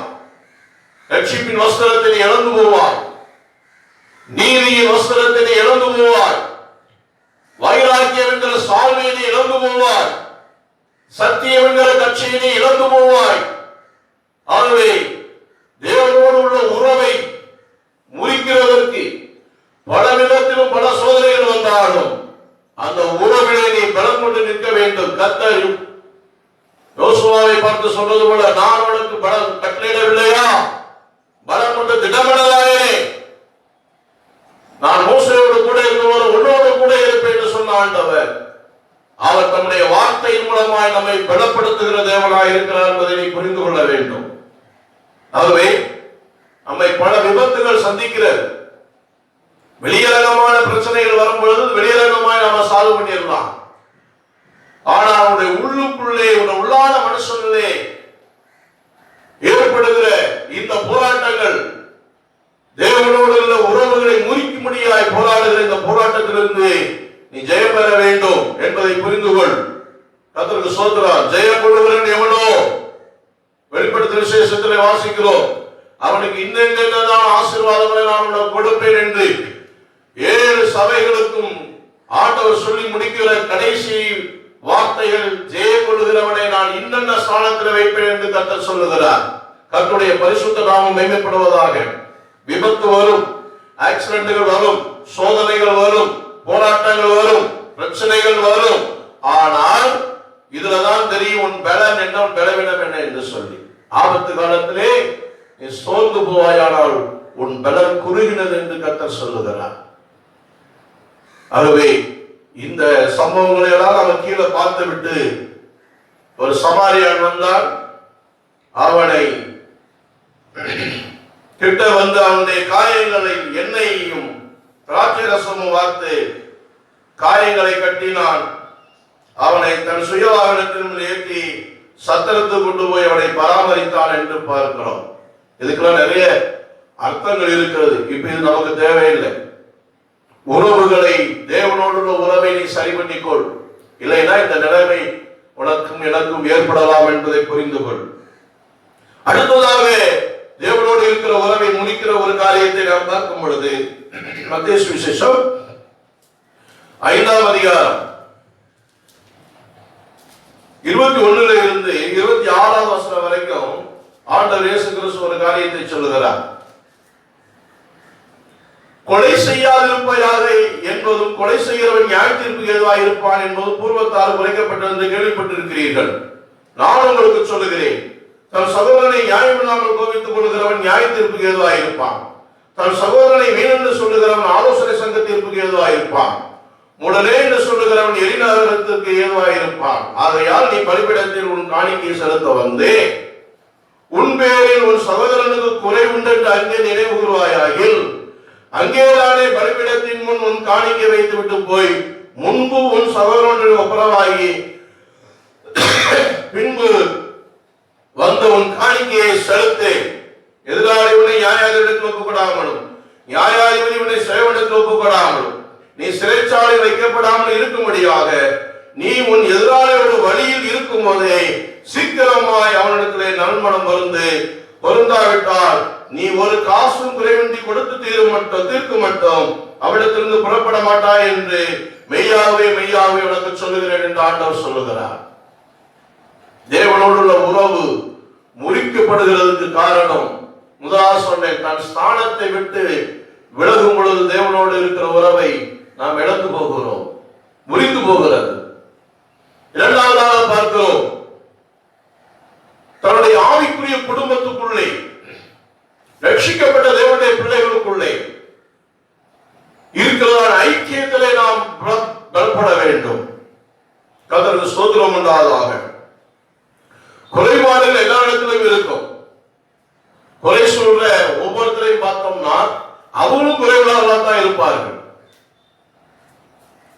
தன் சகோதரனை நியாயமில்லாமல் கோபித்துக் கொள்ளுகிறவனுக்கு உள்ள தண்டனை என்ன என்பதை பற்றி தெளிவாக எழுதியிருக்கிறார் ஆண்டவர். நியாயமில்லாமல் கோபித்துக் கொண்டால் என்ன தண்டனை? தன் சகோதரனை பகைக்கிறவன் மனுஷ கொலைபாதகனாக இருக்கிறான் என்று 1 யோவான் புத்தகத்தில் நாம் வாசிக்கிறோம். அதனாலே ஆவிக்குரிய சகோதரமார்கள், ஆவிக்குரிய சகோதரமார்களோடு நல்ல ஒரு ஐக்கியத்தில் இருக்க வேண்டும். ஆவிக்குரிய சகோதரிகள் ஆவிக்குரிய சகோதரிகளோடு ஐக்கியமாக இருக்க வேண்டும். திருவிருந்து எடுக்கும் போதுதான் சிலர் பார்த்தீங்கன்னா போய் ஒப்புரவாவாங்க. அது வரைக்கும் இருதயத்தில் சுமந்துகிட்டே இருப்பாங்க. அவ இப்படி சொன்னாங்கல்ல, அவ இப்படி சொன்னாங்க இல்லையா, இப்படிலாம் பேசினாங்க, இப்படிலாம் சொன்னாங்க என்று சொல்லி அவங்க திருவிருந்து எடுக்கிற திருவிருந்து எடுக்காத அந்த இடப்பட்ட காலங்கள்ல அதை சுமந்துகிட்டே தெரிவாங்க. ஆனா திருவிருந்து எடுக்கும் பொழுது டக்குனும் சோத்ரா போய் உடனே அது எப்படித்தான் ஒப்புரவாகன்னு தெரியல. உடனே சொல்லுவாங்க, கர்த்தரோடு பேசினார், சோத்ரா இந்த 3 நாள் சுத்திகரிப்பு கூட்டத்தின் மூலமாக சோத்ரா ஆண்டவர் என்னோடு பேசினார், அதனால இந்த சகோதரனோடு இந்த சகோதரியோடு ஒப்புரவாகிறதுக்கு கர்த்தர் எனக்கு உதவி செய்தார் என்று எழுதி சாட்சி சொல்வார்கள். அதனால நம்முடைய ஊழியங்களிலே ஸ்தோத்திரம். திருவிருந்து கொடுக்கும் பொழுது 3 நாட்கள் சுத்திகரிப்பு கூட்டம் வைத்து ஒருவரோடு ஒருவர் இருக்கிறதான பகைகள், வருத்தங்கள், வேதனைகள், ஸ்தோத்திரம், என்னென்ன காரியங்கள்லாம் இருக்கிறதோ அது எல்லாவற்றையும் ஒருவருக்கொருவர் அறிக்கையிட்டு சுத்திகரித்து ஜெபம் பண்ணி அதுக்கப்புறமாகத்தான் அந்த பகுதியை சரி பண்ண பிற்பாடுதான் திருவிருந்து கொடுக்கிறது நம்முடைய ஊழியங்களிலே வழக்கம். அதை ஆண்டுடைய வருகை பிரிந்தும் நம்முடைய தேவன் நமக்கு நடத்துகிறது. கர்த்தர் நமக்கு உதவி செய்து கொண்டிருக்கிறார். கர்த்தர் செய்வார். மற்றவர்களை போல அல்ல நம்ம திருவிருந்து கொடுக்கிறார். கர்த்தருக்கு ஸ்தோத்திரம் உண்டாவதாக. அதனாலே உன்னுடைய சகோதரனிடத்திலே உனக்கு ஒரு குறைவு உண்டென்று அங்கே பலிபீடத்துக்கு முன்னாடி வரும் பொழுது நினைவு கூறுவாயானால், பலிபீடத்துக்கு வரும் பொழுது அப்படி ஒரு நினைப்பு உனக்குள்ள இருக்குமானால் நீ செய்ய வேண்டியது என்ன? கர்த்தருக்கு ஸ்தோத்திரம் உண்டாவதாக. நீ செய்ய வேண்டியது என்ன என்றால், அங்கேதானே பலிபீடத்தில் வந்து உன் காணிக்கையை செலுத்த வந்து உன் பேரில் உன் சகோதரனுக்கு குறை உண்டு என்று அங்கே நினைவு கூறுவாயானால், அங்கேதானே பலிபீடத்தில் உன் காணிக்கையை வைத்துவிட்டு போய் முன்பு உன் சகோதரனுடன் ஒப்புரவாகி பின்பு உன் காணிக்கையை செலுத்து என்று கர்த்தர் சொல்லுகிறார். கர்த்தருடைய பரிசுத்த நாமம் மகிமைப்படுவதாக. அதனால ஒரு ஒப்புரவாகுதலின் ஒரு ஊழியம் கண்டிப்பாக இருக்கிறது. இன்னைக்கு ஒருவரோடு ஒருவர் ஒப்புரவாகாமல் இருக்கிற அந்த ஜெபம்லாம் ஆண்டவர் கேட்க மாட்டேன். கர்த்தருக்கு ஸ்தோத்திரம். குடும்பத்திலே இருக்கிற உறவுகளை எல்லாம் முறிச்சுட்டு வந்து ஆண்டவத்திலே வந்து, ஆண்டவரே நான் பாவி நீ சொல்லிக்கிட்டே இருந்தா பாவியாத்தான் இருப்பேன். ஆனா ஆண்டவத்திலே வந்து என்ன செய்யணும்? வந்து இங்க வந்து ஆண்டவருடைய சமூகத்திலே வரும் பொழுது நீ குற்றவாளி, நீ வந்து இன்னென்ன காரியங்களை செய்துவிட்டு வந்திருக்கிறாய், உன் கணவனுக்கு விரோதமாய், உன் பிள்ளைகளுக்கு விரோதமாய், இங்க இருக்கிற ஆவிக்குரிய சகோதரனுக்கு சகோதரிக்கு விரோதமாய் இன்னென்ன விஷயங்கள்லாம் நீ பேசி இருக்கிறாய் என்று சொல்லி தேவனுடைய ஆவியாளர் செய்தியின் மூலமாய் இல்லை நீ ஆவியில் நிரம்பி ஜெபிக்கும் பொழுது கர்த்தருடைய ஆவியாளர் உனக்குள்ள இடைப்பட்டிருப்பார் என்று சொன்னால் உடனே போய் அந்த வேலையை நீ உடனே செய்ய வேண்டும். மனப்பூர்வமாய் வழி கொடுக்க வேண்டும். கடமைக்காக அல்ல. ஏதோ சொல்லிட்டாங்க அதனால போய் நான் மன்னிப்பு எடுக்கணுன்றதுக்காக அல்ல. மனசாப்பட்டு மன்னிப்பு எடுக்க வேண்டும். அதான் உண்மையான மன்னிப்பு. பேருக்காக சிலர் எடுத்து வந்து ஆண்டவரோடு பேசினார் என்று சாட்சி சொல்லிட்டு இருப்பார்கள். அதெல்லாம் தேவன் பார்ப்பார். தேவன் தம்முடைய இருதயத்தின் நினைவுகளை அறிந்திருக்கிறவர். தேவன் தம்முடைய மனநிலையை அறிந்திருக்கிறவர். எல்லாவற்றுக்கும் வெளியரங்கமாக இருக்கிறபடினாலே நீ தேவனோடு இருக்கிறதான உறவை சரி பண்ணி கொடுக்கிறதற்கு இங்க இருக்கிற உறவுகளை நீ சரி பண்ண வேண்டும். கர்த்தருக்கு ஸ்தோத்திரம் உண்டாவதாக. உனக்கு கொடுக்கப்பட்ட ஸ்தானத்தை விட்டு விலகக்கூடாது.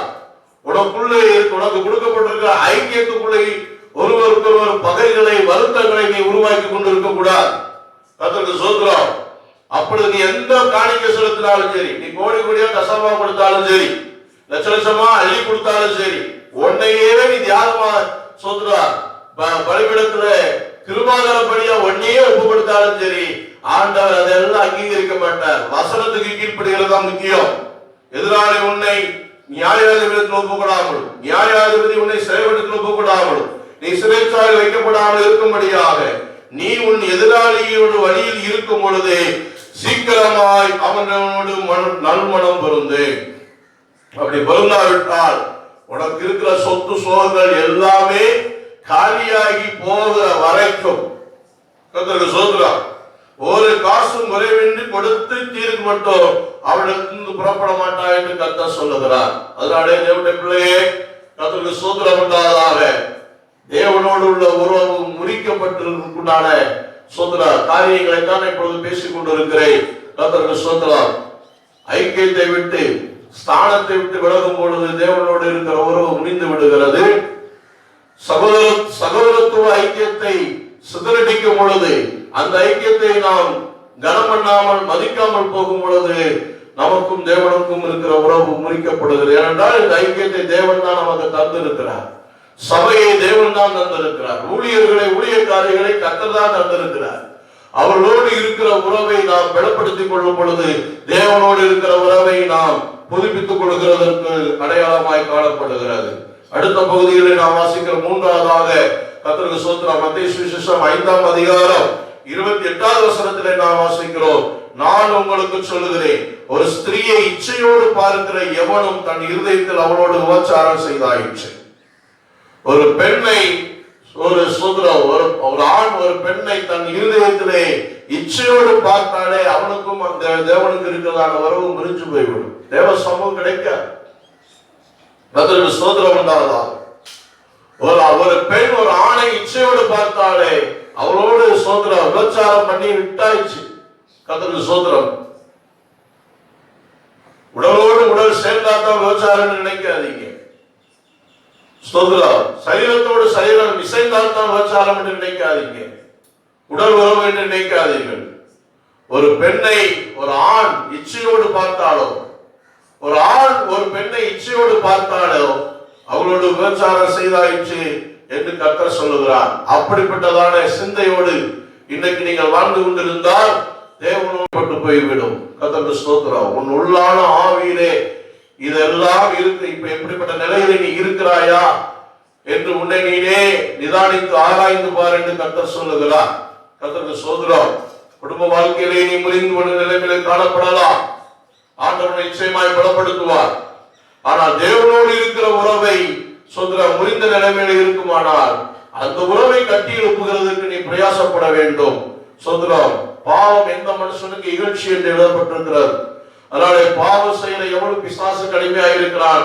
ஏனென்றால் அவன் ஆதி முதல் பிசாசானவன் பாவம் செய்து கொண்டே இருக்கிறான். அதனால் உன் வலதுக்கு உனக்கு இடர் உண்டாக்கினால் அதை பிடிங்கி எரிந்து போடு. உன் சரீரம் முழுவதும் நரகத்தில் தள்ளப்படுவதை பார்க்கிறோம். உன் அவயவங்களில் ஒன்று கெட்டுப்போவது உனக்கு நலமாய் இருக்கு என்று கர்த்தர் சொல்லுகிறார். ஸ்தோத்திரா. தேவனோடு இருக்கிறதான உறவை புதுப்பித்துக் கொள்ளுகிறதற்கு கர்த்தருடைய பரிசுத்த நாமம் மகிமைப்படுவதாக நீனும் நானும் பிரயாசப்பட வேண்டும் என்பதை நீ புரிந்து கொள்ள வேண்டும். ஆவிக்குரிய வாழ்க்கையில் ஏற்படுகிற முறிவுகளை பற்றி நான் சொல்லிக் கொண்டிருக்கிறேன். கர்த்தருடைய விசுவாச ஜீவியத்திலே சில முறிவுகள் ஏற்படுகிறது. ஜப ஜீவியத்திலே சில முறிவுகள் ஏற்படுகிறது. கர்த்தருடைய மகிமை, ஸ்தோத்திரம், தேவனுடைய பிரசன்னம், தேவனுடைய வல்லமை அனுபவிக்கிறதிலே முறிவுகள் உண்டாகிறது. கர்த்தருக்கு ஸ்தோத்திரம். ஆரம்பத்திலே ரட்சிக்கப்பட்ட ஆரம்ப காலங்களிலே கர்த்தருக்கு ஸ்தோத்திரம் உண்டாவதாக இருந்த அந்த தேவ மகிமையை அனுபவிக்கிற அந்த ஆவல், அந்த வாஞ்சை, ஸ்தோத்திரம், கர்த்தருடைய வல்லமையிலே நிரப்பப்படுகிற அந்த வாஞ்சை ஆவல் கர்த்தருக்கு ஸ்தோத்திரம் உண்டாவதாக. தேவனுடைய பிரசன்னத்துக்குள்ளேயே இருக்கணும் என்கின்ற ஸ்தோத்திரம் அந்த நினைவுகள், அந்த விருப்பங்கள் எல்லாம் இன்றைக்கு ஸ்தோத்திரம் அனைவருக்குள்ளே இல்லாமல் இருக்கிறது. கர்த்தருடைய பரிசுத்த நாமம் மகிமைப்படுவதாக. ஸ்தோத்திரம். இன்றைக்கு இந்த கொரோனா என்கிற இந்த வைரஸ் ஸ்தோத்திரம் உலகத்தையே சுற்றி சுழன்று அடித்துக் கொண்டிருக்கிறபடினாலே நல்ல நல்ல விசுவாசிகள், நல்ல ஆவியிலே பலனுள்ள விசுவாசிகள் கூட அவங்க கவனம் எல்லாமே இன்னைக்கு கொரோனா வைரஸ் மேலதான் போயிடுச்சு. கர்த்தருக்கு ஸ்தோத்திரம். நமக்குள்ளே கொடுக்கப்பட்டிருக்கிற தேவ மகிமையும், தேவனுடைய பிரசன்னத்தையும், தேவனுடைய வல்லமையையும், தேவனுடைய அபிஷேகத்தின் மூலமாய் கிடைக்கப்பட்டதான இந்த ஆசீர்வாதங்களையும் வரங்களையும் தாளந்துகளையும் கர்த்தருக்கு ஸ்தோத்திரம் உண்டாவதாக இன்றைக்கு எடுத்து பயன்படுத்துகிற அந்த நிலையை நாம் விட்டு விடுகிறோம். கர்த்தருக்கு ஸ்தோத்திரம் உண்டாவதாக. தேவனுடைய ஜனமே, தேவனுடைய மகிமை இஸ்ரவேலை விட்டு விலகி போயிட்டு என்று அன்றைக்கு 1 சாமுவேல் புத்தகம் 4ஆம் அதிகாரம் 21ஆம் வசனத்திலே நாம் வாசிக்கிறது போல தேவனுடைய மகிமை உன்னுடைய இருதயத்தை விட்டு, உன்னுடைய மனதை விட்டு, உன்னுடைய சரீரத்தை விட்டு விலகி போய்விடக் கூடாது. சாலமோன் கட்டின ஆலயத்திலே தேவனுடைய மகிமையை நிரப்பினது போல கர்த்தருடைய பரிசுத்த நாமம் மகிமைப்படுவதாக. கர்த்தர் தாம் தெரிந்த சரீரம் ஆலயமாய் தெரிந்து கொண்டதானே உன்னுடைய என்னுடைய சரீரத்திலே ஆவியிலும் ஆத்துமாவிலும் தேவ மகிமை நிரப்பப்பட வேண்டும். தேவனுடைய மகிமைகள் விலகி போகக்கூடிய காலகட்டங்களில் வாழ்ந்து கொண்டிருக்கிறோம். காரணம், தேவனுக்கும் நமக்கு இருக்கிறதான உறவை நாம் இழந்து போகிறபடினால் தேவ மகிமை நம்மை விட்டு விலகி போகிறது.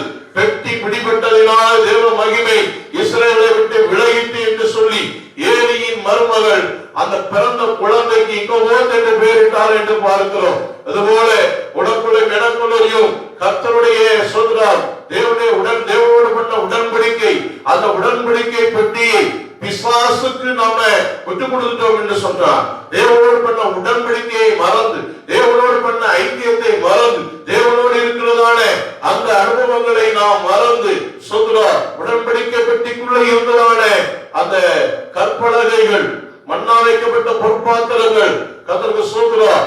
ஆரோனுடைய குளிர்ந்த கோள்கள் இவைகளை பற்றியதான சத்தியத்தை நாம் மறந்தவர்களாய் இன்றைக்கு நாம ஜீவித்துக் கொண்டிருப்போமானால் தேவனுடைய பெட்டி விடுவிட்டது போல சொல்ற பிசாசு நம்முடைய இந்த ஆசீர்வாதங்களை பிடித்து வைத்திருக்கிறார் என்பதை புரிந்து கொள்.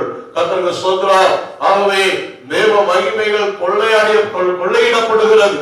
தேவ மகிமையை பிசாசு கொள்ளையிட்டுக் கொண்டிருக்கிறார். தேவனுடைய மகிமை திருடப்படுகிறது. தேவனுடைய மகிமை நம்மை விட்டு விலகி போகக்கூடிய ஒரு நிலையிலே நாம் இராதபடி, தேவ மகிமை கொள்ளையிடப்படுகிறதுக்கு நாம் அனுமதியாதபடி கர்த்தருடைய ஆவியானவர் நம்மை பலப்படுத்துவாராக. இந்த செய்தி மூலமாய் கர்த்தர் உணர்வுகளை தட்டி எழுப்புவாராக. கர்த்தருடைய ஆவியானவரோடு இருக்கிறதான அந்த முறிந்த உறவுகளை நீ பலப்படுத்திக் கொள்ள கர்த்தருக்கு உதவி செய்வாராக. கர்த்தருடைய பரிசுத்த நாமம் மகிமைப்படுவதாக. ஆகவே கர்த்தருக்கு ஸ்தோத்திரம் உண்டாவதாக. நாம் தேவனோடு இருக்கிறதான அந்த உறவை நாம் பலப்படுத்திக் கொள்வோம். விசுவாசத்திலே முறிவு ஏற்பட்டக்கூடாது. ஜெப வாழ்க்கையிலே முறிவு ஏற்பட்டக்கூடாது. கர்த்தருக்கு ஸ்தோத்திரம் உண்டாவதாக. பரிந்து பேசுகிறது ஜெபம். கர்த்தருக்கு ஸ்தோத்திரம். இந்த ஜெப ஜீவியத்திலே நாம் முறிந்து போகாதபடி கர்த்தர் உங்களையும் என்னையும் பாதுகாப்பாராக. கர்த்தருக்கு ஸ்தோத்திரம் உண்டாவதாக. சில சத்துருக்கள் மூலமாய் சத்துருக்கள் மூலமாயும் நமக்கு முறிவுகள் ஏற்படுகிறது என்று நாம் பார்க்கிறோம். கர்த்தருடைய பரிசுத்த நாமம் மகிமைப்படுவதாக. 2 நாளாகமத்தின் புஸ்தகம் 14ஆம் அதிகாரம் 8ஆவது வசனத்திலிருந்து 13ஆவது வசனம் வரைக்கும் நம்ம வாசித்து பார்ப்போம் என்று சொன்னார். 2 நாளாகமம் 14ஆம் அதிகாரம் 8ஆவது வசனத்திலிருந்து 14ஆவது வசனம் வரைக்கும் பார்ப்போம் என்று சொன்னால், கர்த்தருக்கு ஸ்தோத்திரம். யூதாவிலே பரிசையும் ஈட்டியும் பிடிக்கிற 3 லட்சம் பேரும், பெஞ்சமினிலே கேடகம் பிடித்து வில்லை நாணயச்சுகிற 2,80,000 பேருமான சேனை ராஜாவாக ஆசாவுக்கு இருந்தது. இவர் எல்லாரும் பராக்கிரமசாலிகளாக இருந்தார்கள்.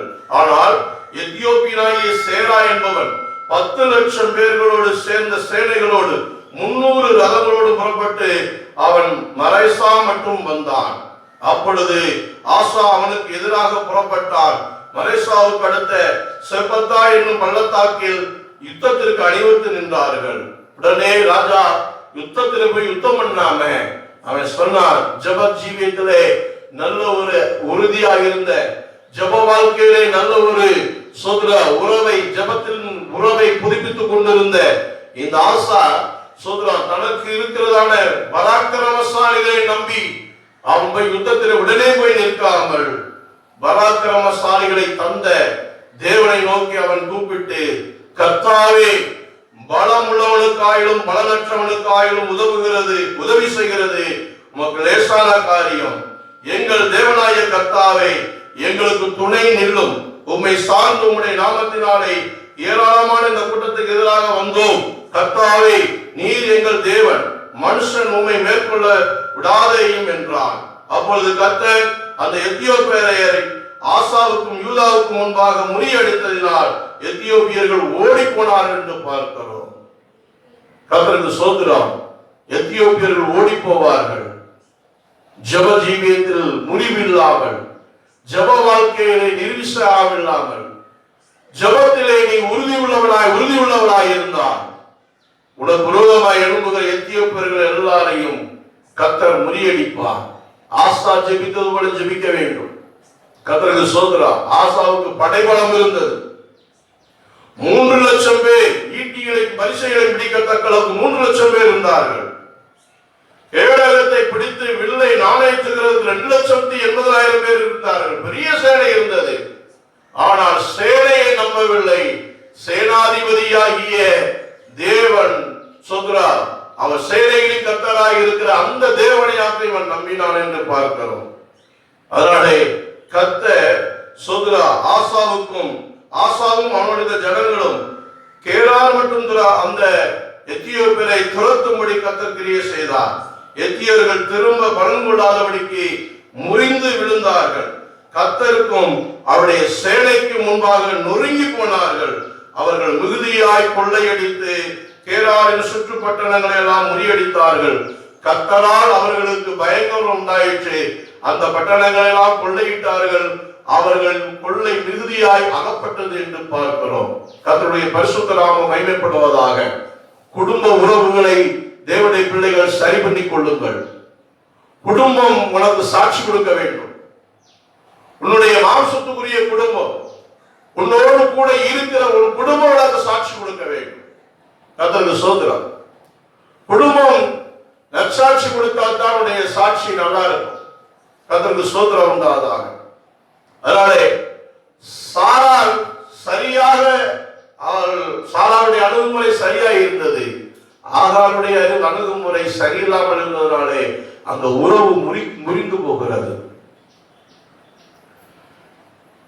எருசலேமிலே இருக்க வேண்டியவன், ஸ்தோத்திரம், அவன் எருசலேமிலேயே இருக்கணும். ஆனால் அவனுடைய அணுகுமுறை சரியில்லாமல் அவன் எரியோவுக்கு திரும்பினதினாலே அவனுடைய நிலைமை பரிதாபமாய் விட்டது. கர்த்தருக்கு ஸ்தோத்திரம் உண்டாவதாக. சகோதரத்துவ ஐக்கியத்திலே தேவனுடைய பிள்ளைகள் நிலைத்திருக்க வேண்டும் என்று கர்த்தர் விரும்புகிறார். வேசித்தன விபச்சார உணர்வுகள் தேவனோடு இருக்கிற உறவுகளை பிரித்து விடுகிறது.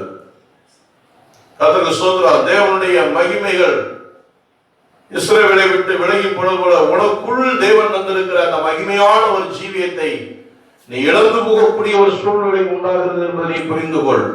ஆகவே மறுபடியும் வந்து சொல்லுகிறேன், ஸ்தோத்திரம், இப்ப அதை இழக்கும் பொழுது சத்துருக்கள் நமக்கு விரோதமாய் எழும்புகிறார்கள். நமக்கு விரோதமாய் எழும்புகிற சோதர எந்த சத்துருவா இருந்தாலும் சரி, சத்துரு வெள்ளம் போல் வந்தாலும் ஆவியானவர் புறமாய் குடியேற்றுவார். அன்றைக்கு சாராளுக்கு கீழ்ப்படியாமலும் போன அந்த ஆதாருக்கு ஆண்டவர் இரக்கம் பாராட்டுவாரானால், சோதரா உனக்கு இறக்கம் பாராட்டப்பட்டாரா? நிச்சயமா ஆண்டவர் இரக்கம் பாராட்டுவார்.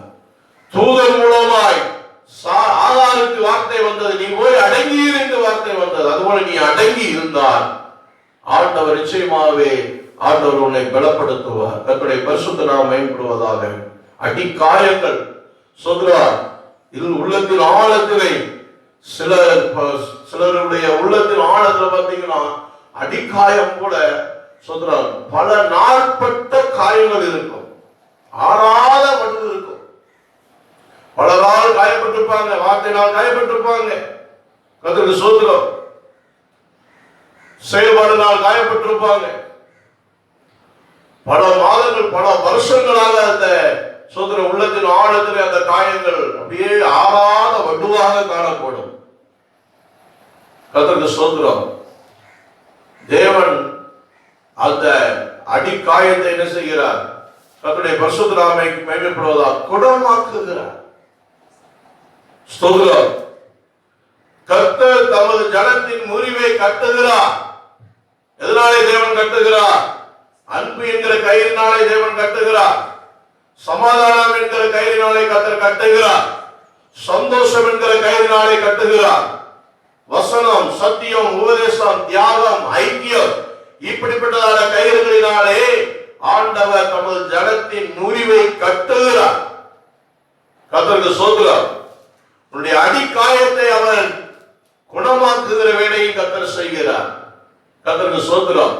இவ்விதமான உறவுகளை சரிபடி கொண்டார், விசுவாச வாழ்க்கையை சரிபடுத்திக் கொண்டார், ஜெப ஜீவியத்தை சரிபடி கொண்டார், இழந்து போன தேவ மகிமையை மறுபடியும் சுதந்திரித்துக் கொண்டார். கர்த்தருக்கு ஸ்தோத்திரம் உண்டாதாக. இன்னும் உன்னுடைய உள்ளத்தின் ஆலயத்திலே, இருதயத்தின் ஆலயத்திலே காணப்படுகிற அடிக்காயங்கள், ஆறாத வடு இருக்குமானால் அதையும் தேவன் நமது வசனத்தை அனுப்பி குணமாக்குகிற வேலையை செய்கிறார். கர்த்தருக்கு ஸ்தோத்திரம் உண்டாவதாக. தேவன் நமது வசனத்தை அனுப்பி குணமாக்குகிறார். மனுஷங்கள் மூலமாய் காயம் ஏற்படும் பொழுது டாக்டர் மூலமாய் அதை சரி பண்ணி கொள்ளலாம். சோதர சரீரத்திலே காயம் ஏற்படும் பொழுது, மாம்சத்திலே காயம் ஏற்படும் பொழுது, ஆனால் இருதயத்தில் ஏற்படுகிற காயத்தை சோதரா எந்த டாக்டரும் குணமாக்க முடியாது. சோதரா அதனால சிலர் மனத்தத்துவ நிருபர்களை தேடி போகிறார்கள். மனோவியாதி, மனதிலே பல வியாதிகளை சந்திக்கிறபடினாலே மனோதத்துவ நிறுவனங்களை சந்திக்கிறார்கள். கர்த்தருக்கு ஸ்தோத்திரம். மனநிலை சிகிச்சை நிபுணர்களை சந்திக்கிறார்கள். ஆண்டவர் இயேசு கிறிஸ்து நமக்கு நல்ல ஒரு பரிகாரியா இருக்கிறார். உன் கையில தான் பரிசுத்த வேதாகமத்தை தந்திருக்கிறார். இந்த வேதாகமத்தை நீ அனுதினமும் வாசித்து ஜெபித்து சோத்ரா, உன்னை நீ ஆயத்தப்படுத்திக் கொண்டால் உன் உள்ளத்தில் இருக்கிறதான ஆறாத வடு, கர்த்தருக்கு சோத்ரம், ஆறாத காயம், அடிக்காயம், பல வருஷங்களுக்கு முன்னதாக, பல மாதங்களுக்கு முன்பதாக, எத்தனையோ வருஷங்களுக்கு முன்னதாக சொன்ன வார்த்தைகள்லாம் உன் இருதயத்தில் கிடந்து உன்னை வேதனைப்படுத்திட்டே இருக்கும். அது மனுஷன் சொன்ன வார்த்தையை மாற்றுகிற மருந்தை கர்த்தருடைய வார்த்தையினாலதான் குணமாக்க முடியும். கர்த்தருடைய வார்த்தை தான் நல் மருந்தாக இருக்கிறது. நீதிமொழிகள் புஸ்தகம் 12ஆம் அதிகாரத்திலே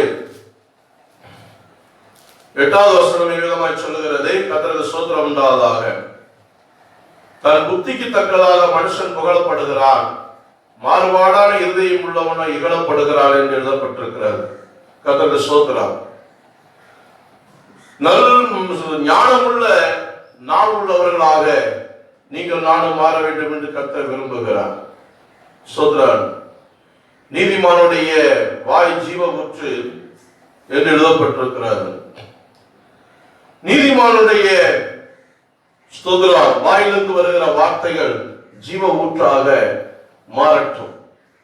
உண்மையான ஸ்தானாதிபதியாக நீங்கள் நானும் மாறுவோம். இனிய சொற்களை வெளிப்படுத்துவர்களாய் மாறுவோம். மன மகிழ்ச்சி நல்ல ஔஷதம் என்று எழுதப்பட்டிருக்கிறது. அதனால என்னுடைய வாயிலிருந்து வருகிற வார்த்தைகள் நல்ல மன மகிழ்ச்சி உண்டாக்குற வார்த்தைகளாய் இருக்கட்டும். ஏனென்றால் தேவன் தம்முடைய வார்த்தையை அனுப்பி குணமாக்குகிறவராய் இருக்கிறார். கர்த்தருடைய பரிசுத்த நாமம் மகிமைப்படுவதாக. உன்னுடைய உள்ளத்திலே காணப்படுகிற அடிக்காயங்களை ஆற்றுகிற வல்லமை தேவனுடைய வார்த்தைக்கு தான் இருக்கிறது. எந்த மனுஷனால நீ ஆறுதல்படுத்தப்பட முடியாது. அப்படி ஆறுதல்படுத்தப்பட்டால் அதே மனுஷன் மூலமா நீ காயப்பட வேண்டிய சூழ்நிலை உண்டாகும். ஆனால் தேவன் ஒருவரே நம்முடைய வார்த்தை மூலமாய் உன்னை பலப்படுத்துகிற தேவன். கர்த்தருக்கு ஸ்தோத்திரம். ஒருவேளை நீ நினைக்கலாம், உன்னதப்பட்ட 2:2 சொல்லப்பட்டிருக்கிறபடி முள்ளுகளுக்குள்ளே ஏறி புஷ்பம் எப்படி இருக்கிறதோ அப்படியே எனக்கு குமாரத்திகளுக்குள்ளே எனக்கு பிரியமானவர் உண்டு என்று கர்த்தர் சொல்லுகிறார். ஸ்தோத்திரம். உன்னுடைய வாழ்க்கை ஒருவேளை முள்ளுகளுக்குள்ளே போடப்பட்டது போல காணப்படலாம். முள்ளுகளானது கிழிக்கிறது போல, முள்ளுகள் குத்துகிறது போல, முள்ளுகள் வேதப்படுத்துகிறது போல, ஒருவேளை முள்ளுகளுக்குள்ளே கிடக்கிறது போல உடைய ஜீவியம் காணப்படலாம், உடைய வாழ்க்கை காணப்படலாம். அதுக்குள்ளே இருந்து கர்த்தர் சொல்றார், அவருக்கு பிரியமான குமாரத்தியாக கர்த்தருடைய உருவாக்க விரும்புகிறார். அவருக்கு பிரியமான குமாரத்தியாகி மாற வேண்டும். ஆகவே வசனத்தின் மூலமாய் நீ விடுதலையாக்கப்பட வேண்டும். வசனத்தின் மூலமாய், சத்தியத்தின் மூலமாய், அபிஷேகத்தின் மூலமாய் கர்த்தர் உன்னை விடுதலையாக்குவார் என்று நான் சொல்ற கர்த்தருக்குள் விசுவாசிக்கிறேன். ஆகவே ஸ்தோத்திரம். சங்கீதம் 28 சொல்லப்பட்டிருக்கிறபடி அவர்கள் முறிந்து விழுந்தார்கள், நாங்களோ நிமிர்ந்து நிற்கிறோம் என்று சொல்லப்பட்டபடி ஸ்தோத்திரம். உனக்கு விரோதமாய் முள்ளுகளை போல இருக்கிற மனுஷர்கள் எல்லாரும் முறிந்து விழுவார்கள். கர்த்தருக்கு பிரியமான குமாரத்தியாகி உருவாக்கப்படுவார்கள். சோதராட்டி நிமிர்ந்து நிற்கும்படியாக கர்த்தர் உனக்கும் எனக்கும் உதவி செய்கிறார். ஆகவே சொல்ற இந்த வார்த்தையை நான் நிறைவு செய்கிறேன். கர்த்தர் தமது ஜனத்தின் முறிவை கட்டி அதன் அடிக்காயத்தை குணமாக்கும் நாளிலே சோதரம் என்று எழுதப்பட்டிருக்கிறபடி சோதர சந்திரன் என்று அடுத்த போது சந்திரன் என்று சொல்லப்பட்டிருக்கிறது. சந்திரன் சபையை குறிக்கிறது. சூரியன் என்று சொல்லப்பட்டிருக்கிறது. சூரியன் தேவனுக்கு சமமானதை குறிக்கிறது. கர்த்தருடைய பரிசுத்த நாமம் மகிமைப்படுவதாக. ஆகவே சந்திரனை போல இருக்கிற சபையினுடைய வெளிச்சம் சூரியனுடைய வெளிச்சத்தை போலவும், சூரியனை போல இருக்கிற தேவனுடைய வெளிச்சம் ஏழத்தனையான 7 பவனின் வெளிச்சத்தை போலவும் அதிகமாய் பிரகாசிக்கக்கூடிய ஒரு காலத்தை நாம் சந்திக்க இருக்கிறோம். அப்படிப்பட்டதான அந்த காலத்தை நாம் சந்திக்க இருக்கிறபடினாலே உன் காயம் உன்னுடைய முறிவை நீ சரி பண்ணிக்கொள். குடும்பத்திலும் சரி, சபைகளுக்கும் சரி, தேவனுக்குள்ளையும் சரி, உனக்குள்ளே இருக்கிற அந்த முறிவுகளை நீ சரி பண்ணி கொண்டால் உனக்கு விரோதமாய் எழுப்பி நிற்கிறவர்கள் கர்த்தருக்கு ஸ்தோத்திரம் உண்டாவதாக. சத்துருவா இருந்தாலும் கர்த்தர் அவன் உன்னோடு சமாதானமாகும்படி ஆண்டவர் செய்வார். அவருடைய வழிகள் கர்த்தருக்கு பிரியமாய் இருந்தால் அவருடைய சத்துருக்களும் சமாதானமாகும்படி செய்கிற தேவனாய் இருக்கிறபடினாலே ராஜாக்களோட இதை கர்த்தருடைய கருத்து நீர்க்காலங்களை போல இருக்கிறபடினால் சொல்றார், எப்பேற்பட்ட மனுஷனாய் இருந்தாலும் அவனை ஆண்டவர் உனக்கு சாதகமாகி கொண்டு வருவார். அவர்கள் உனக்கு விரோதமாய் எழும்புகிறவர்கள் முறிந்து விடுவார்கள். நீனும் நானும் நிமிர்ந்து நிற்கலாம் என்கிற வார்த்தையோடு என்னுடைய வார்த்தை நிறைவு செய்கிறேன். கர்த்தர் தாமே ஆசீர்வதிப்பாராக. அன்புள்ள ஆண்டவரே, கிருபை இரக்கமுள்ள தேவனே, துதிக்கிறோம், ஸ்தோத்திரிக்கிறோம். இந்த அருமையான நல்ல பகல் வேளைக்காக ஸ்தோத்திரம். இந்த வார்த்தைகளை கேட்கிற நம்முடைய பிள்ளைகளுடைய ஆண்டவரே ஸ்தோத்திரம் ஐயா. இருதயத்தின் காயங்களை எல்லாம் தேவன் உடைய அன்பின் கையினாய் கட்டி ஆண்டவரே கர்த்தாவே ஸ்தோத்திரம். ஒவ்வொருத்தரையும் மக்கள் நிலைத்திருக்கப்படும்படியாக ஜெபிக்கிறேன். அவர்களுக்கு கொடுக்கப்பட்ட இந்த வார்த்தையின் யார் யாருக்கு எந்தெந்த விதத்தில் இந்த வார்த்தைகள் போய் சேர வேண்டுமோ அவர்களுக்கு இந்த வார்த்தைகள் போய் சேரத்தக்கதாக கர்த்தர் உதவி செய்வீராக. யாருடைய வாழ்க்கையில் குடும்பத்திலே முறிவுகள் ஏற்பட்டிருக்கிறதோ, உங்களோடு இருக்கிற உறவிலே முறிவுகள் ஏற்பட்டிருக்கிறதோ, அந்த முறிவுகளை எல்லாம் சரி பண்ணி கொண்டு கர்த்தாவே ஸ்தோத்திரம் ஆண்டவரே ஸ்தோத்திரம் ஐயா, அதை சரி பண்ணி கொண்டு மக்களை நிலைத்திருக்கிறதற்கு ஜனங்களுக்கு நீர் உதவி செய்ய முடியாத ஜெபிக்கிறேன். மன மகிழ்ச்சி நல்ல ஔஷதம் என்று சொல்லப்பட்டிருக்கிறது. இந்த ஔஷதம் உள்ள ஒரு நாவாக ஆண்டவரே உங்களுடைய நாவை கர்த்தர் தாமே உருவாக்கி ஆசீர்வதிக்க முடியாத ஜெபிக்கிறேன். ஆண்டவரே ஸ்தோத்திரம். ஒவ்வொருத்தரையும் பலப்படுத்துங்க, ஒவ்வொருத்தரையும் ஆசீர்வதிங்க. குடும்பமாய் தேவ சமூகத்தில் காத்திருந்து இந்த வசனங்களை கேட்கிற நம்முடைய பிள்ளைகள் யாவரையும் கர்த்தருடைய ஆவியால் பலப்படுத்த முடியாத ஜெபிக்கிறேன். ஆசீர்வதிக்க பொறுப்படுத்திக் கொள்ளுங்க. கர்த்தராகிய இயேசு கிறிஸ்து நாமத்தில் ஜெபிக்கிறோம் ஜீவனோடு நல்ல பிதாவே, ஆமென். ஆத்துமாவே கர்த்தரை ஸ்தோத்திரி, என் முழு உள்ளமே பரிசுத்த நாமத்தை ஸ்தோத்திரி. என் ஆத்துமாவே கர்த்தரை ஸ்தோத்திரி. கர்த்தர் செய்த சகல உபகாரங்களையும் பரவாதே. நம்முடைய கர்த்தராகிய இயேசு கிறிஸ்துவின் கிருபை, பிதாவாகிய தேவனுடைய அன்பும் பரிசுத்த ஆவியானவருடைய ஸ்நேகமும் அந்நியோன்யமும் இந்த செய்தியை கேட்கிறவங்களோடு ஆண்டவராகிய இயேசு கிறிஸ்துவின் வருகை பரியந்தம் உலகத்தின் பரிசுத்தவான்களோடும் ஆண்டவருடைய வருகை பரியந்தம் நிலைத்திருப்பதாக. ஆமென், ஆமென், ஆமென். God bless you. கர்த்தர் உங்களை ஆசீர்வதிப்பாராக. ஆமென்.